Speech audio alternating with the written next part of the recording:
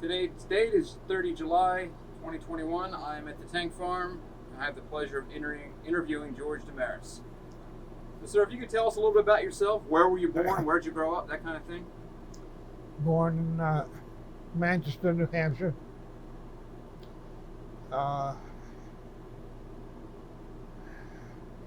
Is that where you grew up? Grew up there. Born 1925. Okay. Then grew up there. Went to school there, grade school and high school. And what branch of the service were you in? The Air Force. And what war or conflict did you participate in? Physically, I didn't get into any action, if that's what you... But you were in World War II? World War II. Okay. Did you have any other family members that were military? Well, my father was in the service, World War One. Never would talk about it, though I don't know just what he did. World War II had an uncle, a couple of cousins.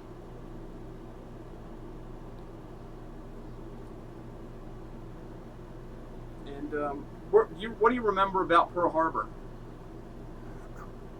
That's what got us into the war. What do you remember about that day?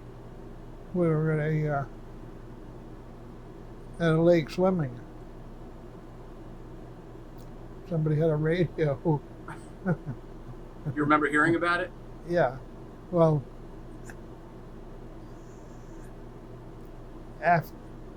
after I came out of the water, right, and people were talking about it, yeah. And why did you decide to join the military? Well, combination of so many of my friends were going, and I think most of them were drafted, and I figured they weren't going to bypass me, so your number was going to get picked at some point? Right. So I went down to the Navy recruiting office, and they said my eyes were too bad, that I should go home and drink lots of carrot juice. And you know how much good that did. Right. And so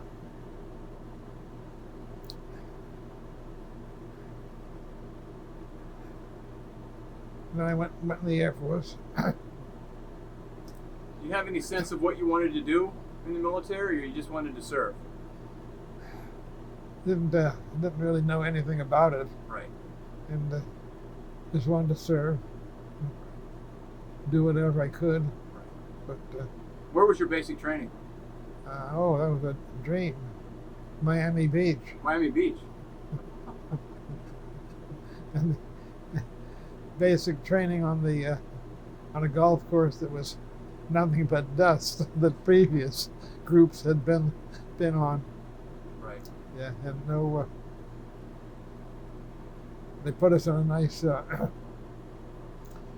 hotel, but no air conditioning then, so that wasn't. So you were in Miami Beach with no air conditioning. Right. Yeah. And but that soon got over that.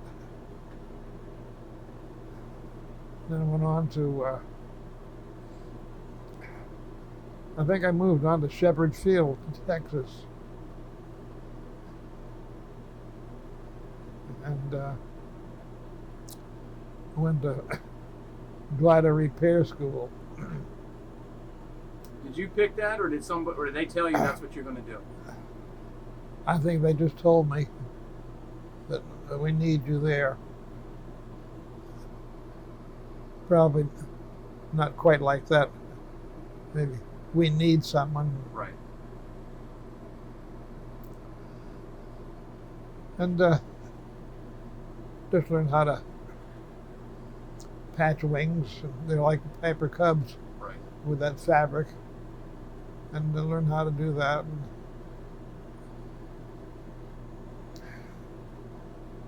How long was that school? oh Lord, I guess probably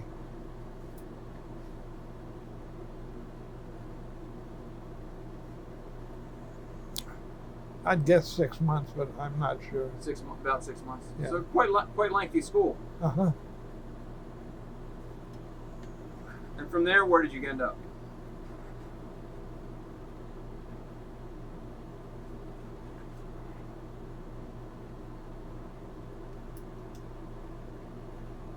Let me go back. I heard a story about a shotgun. Is that in basic training? Oh, that was the basic training. You had never shot one? I never shot one before that. And we had carbines. Right. And went to the range one day. And when it was finished, as we were leaving, somebody said, we have a shotgun if anybody wants to try that. So I guess just about 10 of us raised our hands. We went up, and I was the only one out of the 10 that hit the Hit the target? hit the target. Not a bullseye, but I did hit the target. And that's the last time I ever shot a shotgun. Right. Probably the last time you ever wanted to shoot shotgun. Yeah. So at some point you made it over to England. Yes. How did you get to England? Oh, that was a pleasure trip on the Queen Mary.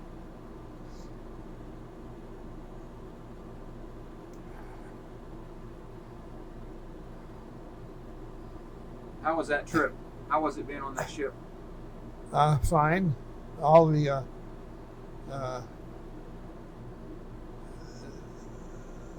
equipment, the dressings were all removed. Right. And bunks strung every place. But I imagine it was better than a troop carrier. Oh yes, yeah, right. And no, lots of people got sick, vomiting from it. Right. I was one of the lucky ones. Made out all right there. Right. And nothing adventurous going across. No U-boats. Just a nice, clean trip. Right. So there was no. It was uneventful. Uneventful. How long was the trip? About 6 days of. 6 days. And I'm sure you were escorted. Oh yes. Yeah. Yeah. And where in England did you end up? Yeah, we landed in Scotland. Scotland. Okay.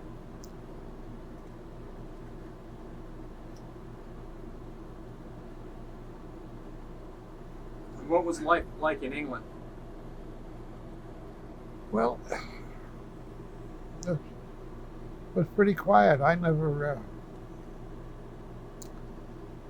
experienced any bombing or anything. Right. Went to an airfield outside of a little village called Fulbeck, where we had several hangars to house both the planes and the gliders. Right.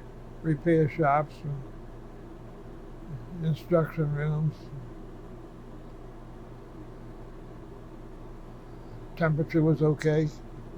Right. How about the people? The English people, how were they? Well,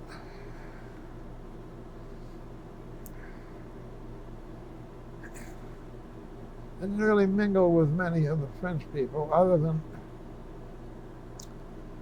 one day I remember I was on guard duty when the school children were coming home, and they were going through this farmer's yard, and I don't know, they looked like they were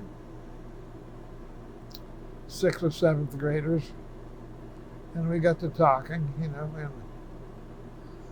when they left, I said, gee, I should have gone to their school.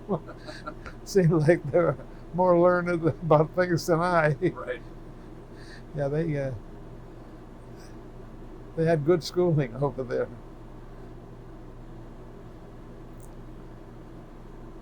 So you were with the 442nd Airborne Transport Yes. carrier? Yeah. So these are Troop carrier group.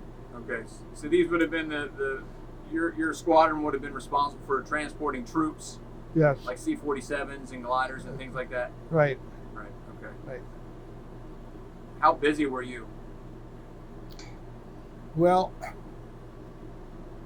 as I was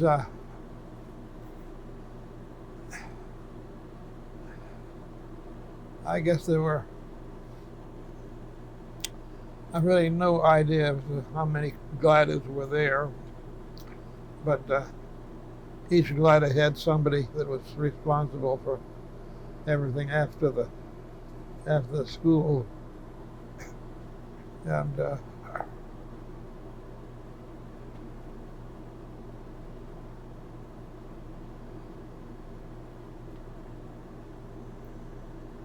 So your unit. So when you were with the unit, all you did was work on gliders. That's what your primary responsibility was. right, Okay. right. How often did you need to work on one? How often were they damaged and need of repair? Oh, it's more of a take down and put back on, Okay. to get familiar with the things. We had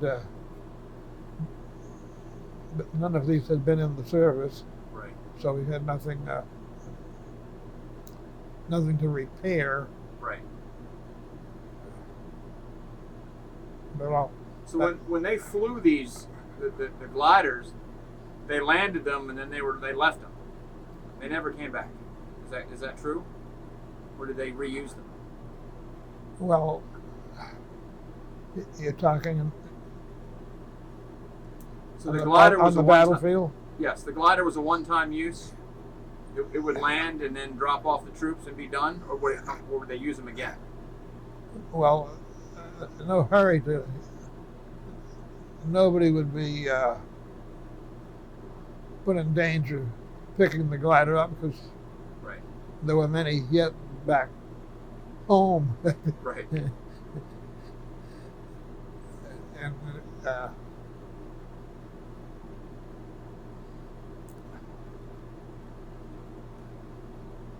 but then eventually somebody would make an assessment. Does it get junked or Right. does it go back to be repaired? Okay. And if it could be flown back, there's no question it would go back. Right. Yeah. What did you do for downtime for recreation?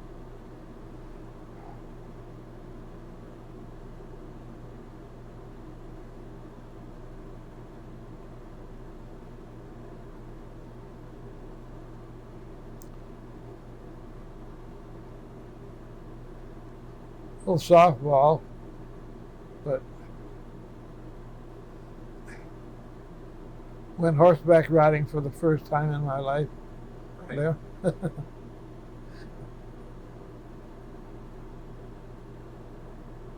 I guess that was the only exciting thing that I did. Right. Could you go anywhere, or were you kind of constricted to the base? Yeah, unless we went off with somebody watching over us, Right. But just to go out I don't know, we just didn't go anyplace. What can you tell me about the D-Day? What do you remember about that? Well, we were glad to hear of it coming, and glad to see it arrive, and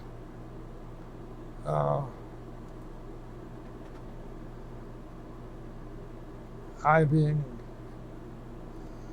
I guess, the shortest fellow in the squadron,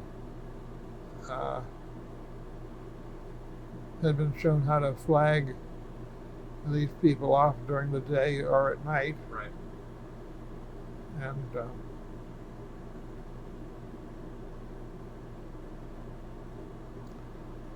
we knew that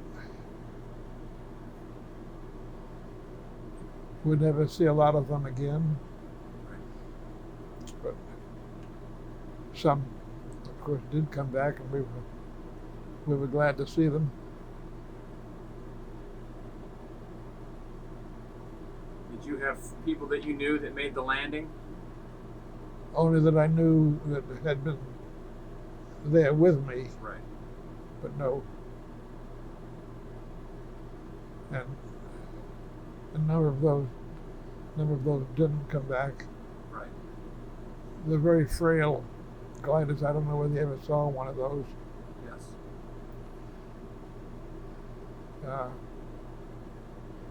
So if they ran into anything, it didn't. What did the damage was not necessarily foreign action. Right.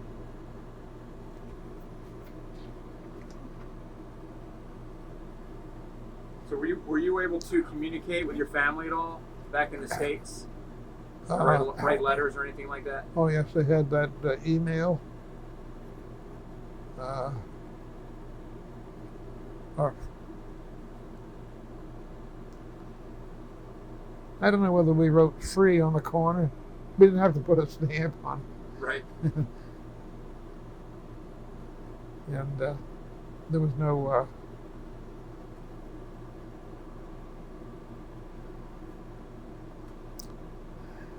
Did you get many letters? oh yeah. Yeah, you know how mothers are. Right. Yeah. I imagine she worried a lot. Yeah, she when we landed in Scotland, they somebody called my mother and told her. I didn't know they did such things. Told her I'd landed safely. So Mom says, "Well, where is that?" And she says, I can't tell you that." Well, my mother was so persistent.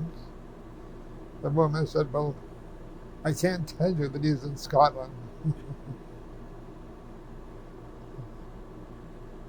And we'd try to call on birthdays, that sort of thing.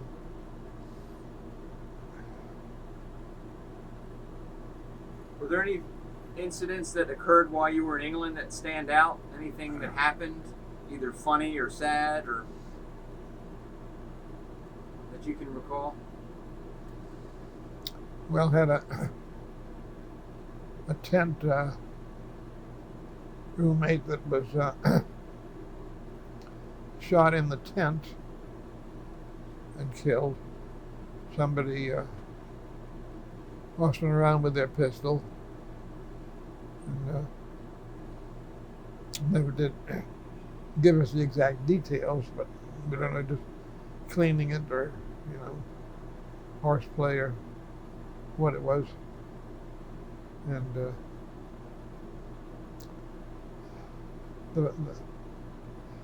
fellow that was shot was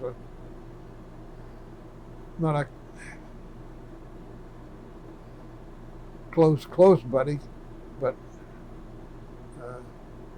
110 away, Right. and nice fellow. So we were.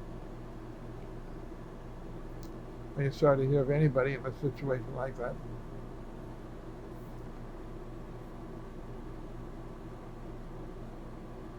How long were you in England? Oh, gee, I don't know.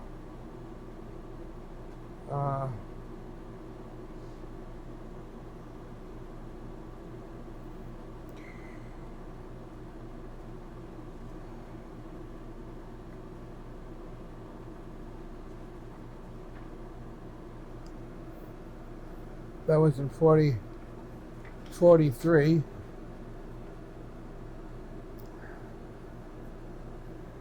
You weren't there until the end of the war, though. You had left and gone someplace else. At the end of the war, I was not in England. Did you end up somewhere in France? I was in France then. What were you doing in France? The same thing you did in England? Yeah. Okay. But it was just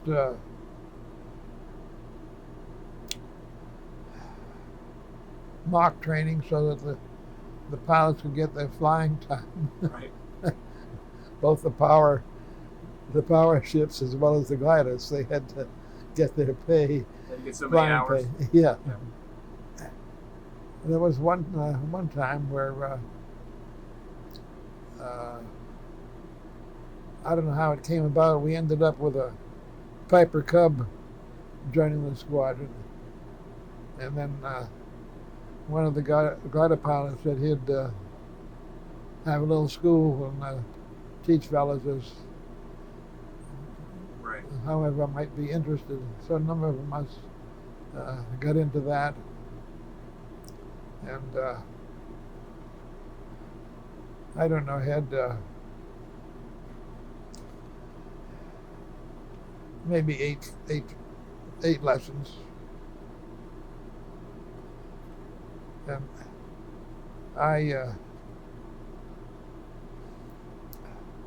I felt I was ready to take it up, but the glider pilot, who was the instructor, said I wasn't quite ready. Right. And then we moved on to another location and left the Piper Cub behind. Did you fly it, or were you just a passenger? Oh, I flew it. You flew it. Yeah. Yeah.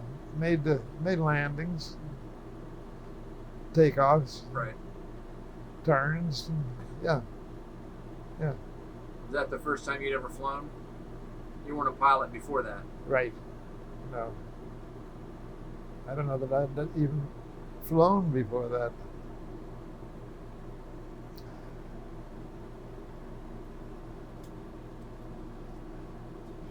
Oh, sure. Well, in the gliders, I flew in the gliders. Right. You were also in Germany for a brief time? Yeah, like one day. One day. That's brief. Actually, it was one night. We stopped in this house that they'd taken over, and the exciting thing that happened to me in Germany was laying on the floor at night sleeping, and woke up, and I was holding a hand, and, well, what do you do now, George? Friend or foe? And I thought about it long enough. I said, nobody could possibly get in here. Right. So it must be, oh, it's mine. So you're holding your own hand. Yeah. But your mind plays tricks on you when you're in an environment like that. Yeah, right. Yeah. Did there come a time when you had seen or been to a concentration camp? Yes, we had a tour of Auschwitz. You saw Auschwitz? Yeah. This was obviously after it was liberated. Yeah, You right. know how long after? Well, probably, I'd say 3 or 4 months. 3 or 4 months. They still had bones in piles that they had not been completely removed. And just walked through and really didn't see anything other than you'd expect to see at other places with chains on the wall and all that sort of thing. But there were no prisoners or no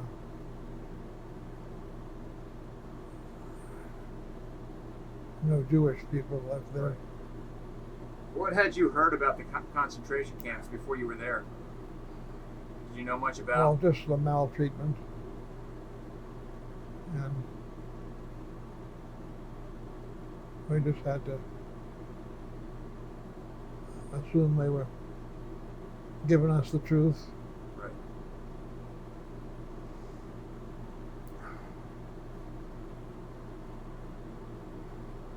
I met after I came back to the States, I was in stationed at Bowling Air Force Base in Washington, and one of the fellows there was telling me that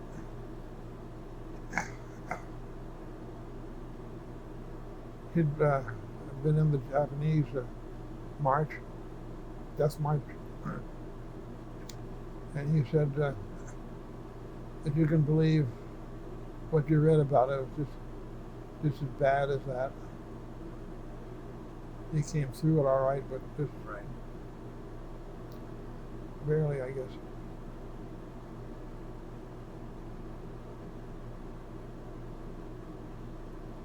So I was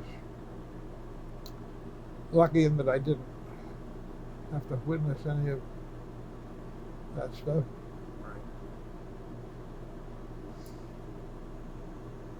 Right. What do you remember most about your time overseas?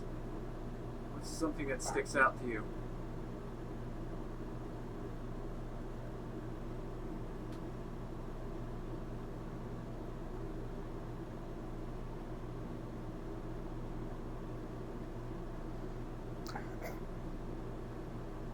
Well,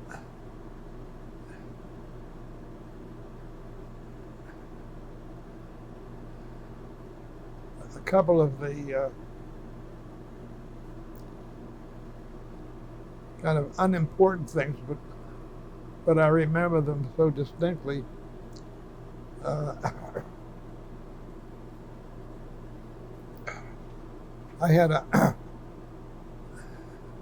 I took French in grammar school, so I could speak some French then. I can't now. Right.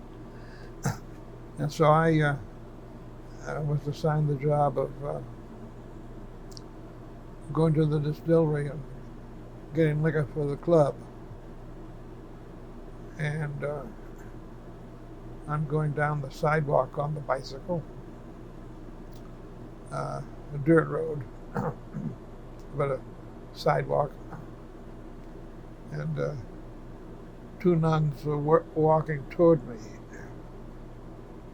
And so I veer off to my right first, and she does also, and one of them, and we both come back, and then we both met. Right. And she ended up on the ground, and her companion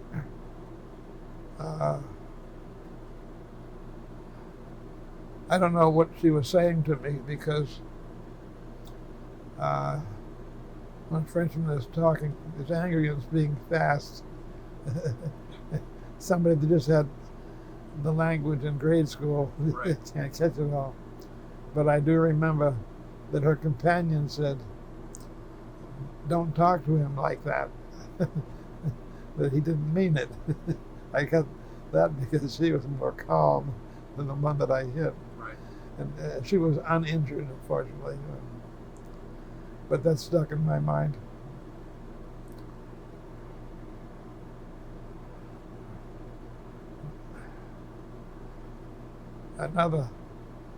Another thing that I don't believe anybody else that I've ever encountered in my life, probably never will, I saw happen one day when I had KP in England. I'm scrubbing the floor, lots of soapy water, and along came the cook with a big cauldron of potatoes, and he slipped, went off the ground, and came down with his foot in the potatoes. right there in front of me. On the floor you've been mopping. No, I hadn't reached that point Oh, yet. you ain't got that part yet. Still all wet. Okay. Yeah, I'll remember that forever.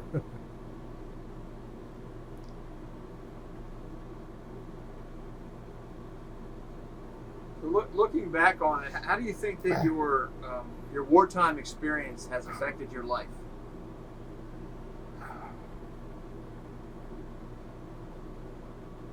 Well, it probably made me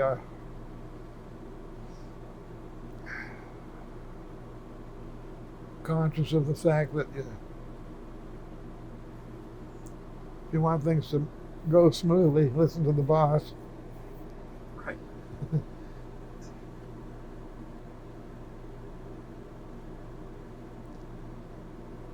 But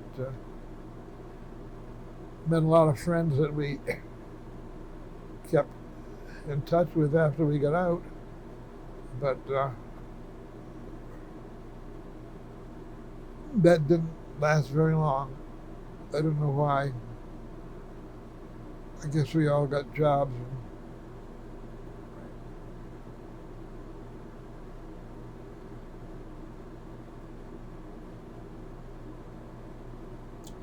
And I came home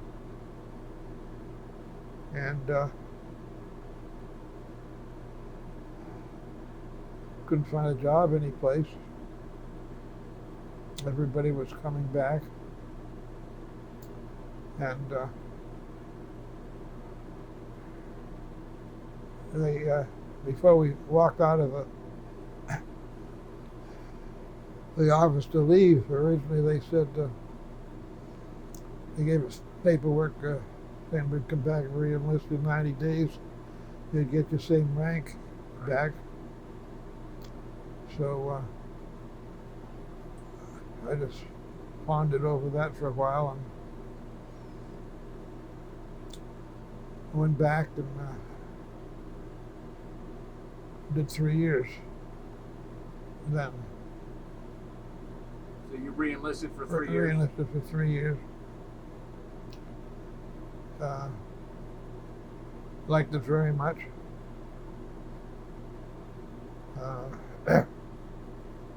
Met my wife at a dance.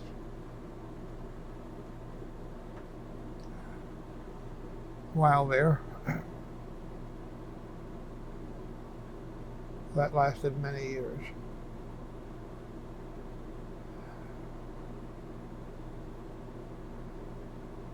So were you still in the Army?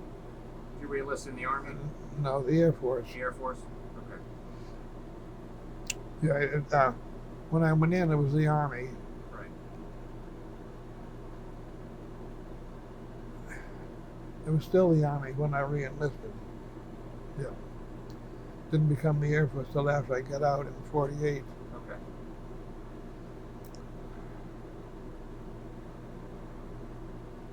All that time was in Washington here.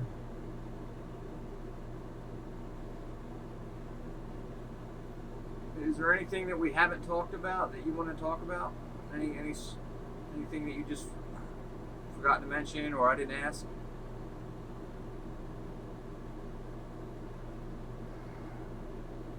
No, it was a pretty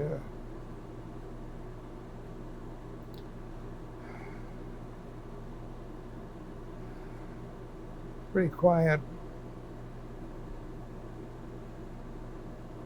especially overseas part. Nothing really exciting except I got kind of wound up on on D-Day, getting everything ready and Right. getting them off. And those that came back, slap them on the back, and that sort of thing.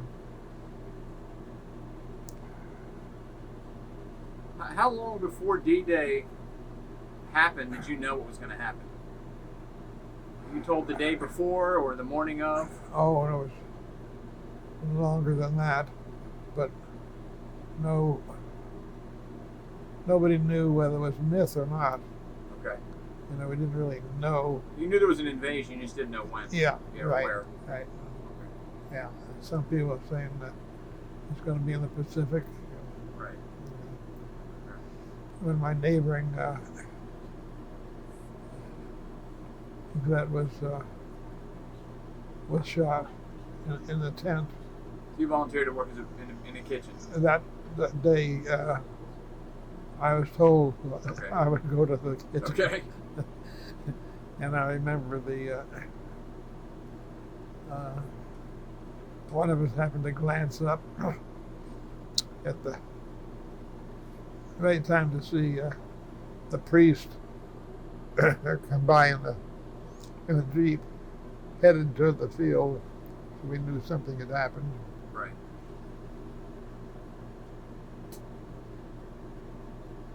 One of the reasons we capture these stories is to preserve your story for future generations that might want to hear what you experienced.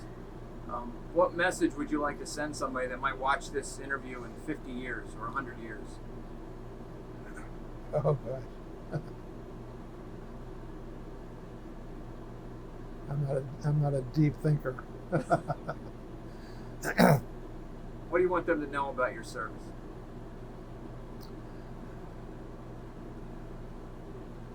Well, I was glad to go to see if I could do anything, and I was happy with what happened to me while I was there. Right. Glad to get back home. Not after I got married, I didn't like it anymore, though. The service. Yeah. It can be difficult when you have a family. Yeah. Nowadays, it's pretty good. Right. But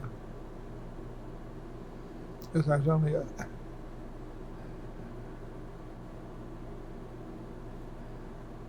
when I got out, I was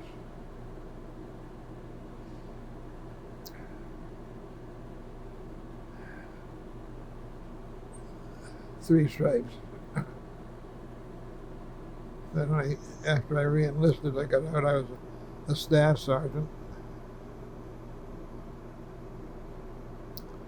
Oh, one of the funny things,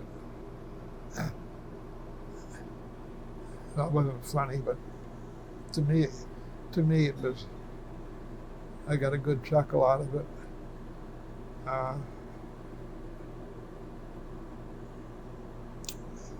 was on the night shift, another fellow and myself, and we would, when airplanes came in from out of town, this was at Washington, we would either, depending on the type of aircraft, small ones we would taxi away, Right. larger ones we'd hook up a Jeep or a tractor and pull them away.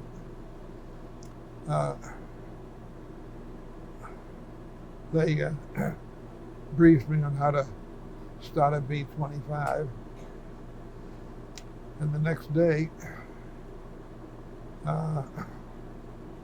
pulled up in front of the operation building and unloaded his passengers.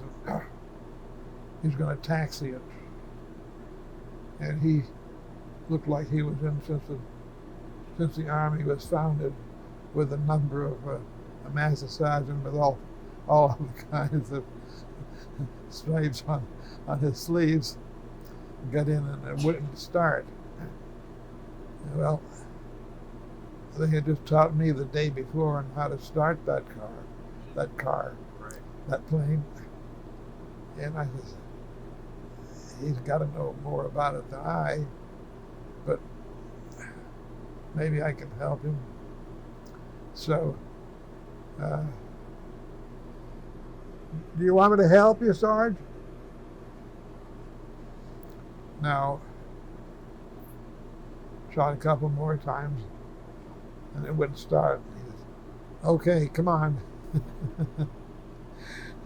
Then he wanted your help. Yeah. So I went up, and he moved back. I sat down. It started right up for me. Just lucky. Right. Just lucky.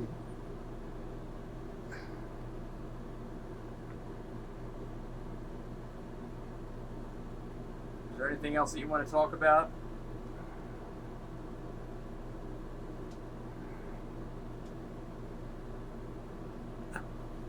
Well,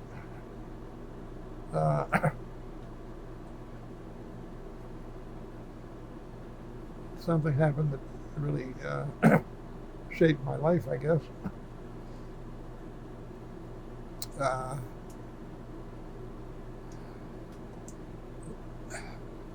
The fellow and I that were doing that at night, some nights there wasn't a plane that would land, so we had bunks there that we could remain dressed, but we could put our heads against the pillow. And somebody came in, they rang the bell, and we'd go out and greet them, take them to a parking spot or what have you. Ralph and I were partners, and we'd go in town during the day because we were able to sleep at night, and a little sightseeing. After we got tired of doing that, I said, we ought to get jobs during the day. So I went to the service station that was on the base, and told them I worked at night, but I was able to work during the day and need any help. And he said yes, without hesitating any. So I started working every day, and I guess that went on for into the winter. And one day it started snowing, and we were unprepared for that, to be out in the weather. So back then we were wiping the windshields and that sort of thing. And after we started getting wet, Ralph said, I don't have to do this. I'm leaving now. So away he walked. And about 10 minutes later, the boss says, where's Ralph? And I said, gee, I don't know where he is. So about 10 minutes later, the boss come back and he says, if you stay, I'll give you another 10 cents an hour raise. Big time. Right.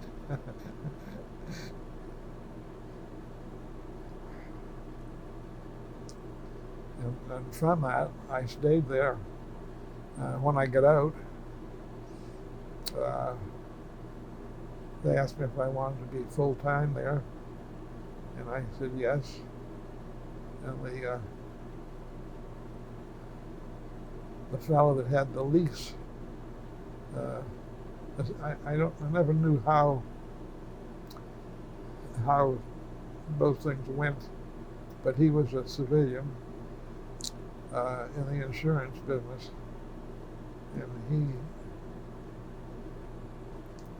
he was paying monthly for this service station on the base. Right.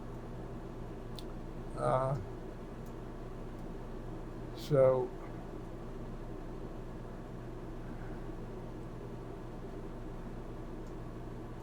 I went blank there. I don't know. Anyway, that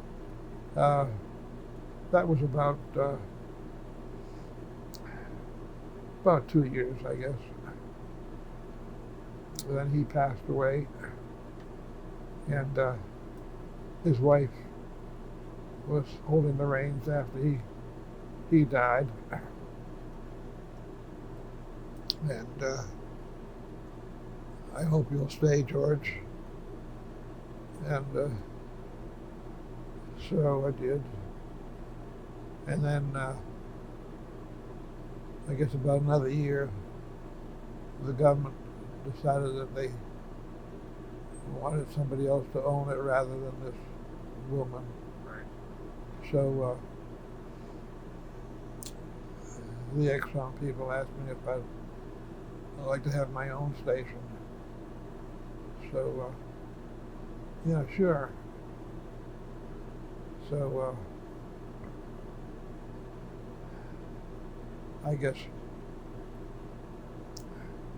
about a month after a station came up that he thought was good, and I kind of trusted him, and went there for